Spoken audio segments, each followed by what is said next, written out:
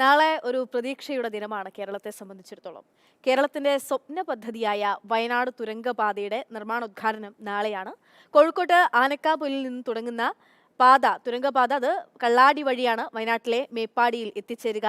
4 വർഷത്തിനുള്ളിൽ തുരങ്കപാതയുടെ പണി പൂർത്തിയാക്കാൻ കഴിയുമെന്നുള്ളതാണ് സർക്കാരിന്റെ പ്രതീക്ഷ. ആനക്കാപൊയിലിൽ നിന്നും ഇംതിയാസ് തയ്യാറാക്കിയ റിപ്പോർട്ടിലേക്ക്. താമരശ്ശേരിയിൽ നിന്ന് ചുരം വഴി വയനാടിന്റെ ലക്കിടി വരെ സഞ്ചരിക്കണമെങ്കിൽ 27 കിലോമീറ്റർ ദൂരമുണ്ട്. മേപ്പാടി വരെയെങ്കിൽ 49 കിലോമീറ്റർ ദൂരം. ചുരത്തിൽ ഗതാഗത കുരുക്കോ മറ്റു പ്രശ്നങ്ങളോ ഉണ്ടായാൽ യാത്ര അതീവ ദുഷ്കരം.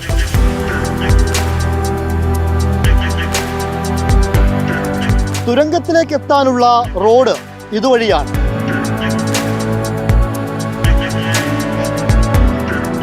കോഴിക്കോട് ജില്ലയിലെ ആനക്കംപൊയിൽ നിന്നാണ് തുരങ്കപാതയിലേക്കുള്ള 4 വരിപ്പാത ആരംഭിക്കുന്നത്. വയനാട് ജില്ലയിലെ കള്ളാടി വരെ 8.11 കിലോമീറ്റർ ദൂരത്തിലാണ് തുരങ്കപാത നിർമ്മിക്കുക. ആനക്കംപൊയിലിനും മേപ്പാടിക്കുമിടയിലുള്ള 42 കിലോമീറ്റർ ദൂരം 20 കിലോമീറ്റർ താഴെയായി കുറയും.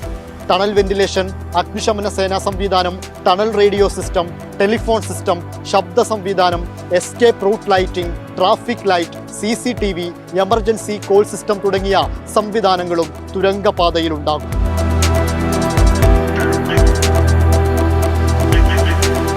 എനിക്ക് പിറകിൽ കാണുന്ന ഈ പാറ തുരന്നാണ് വയനാട്ടിലേക്കുള്ള പാതയൊരുക്കുക.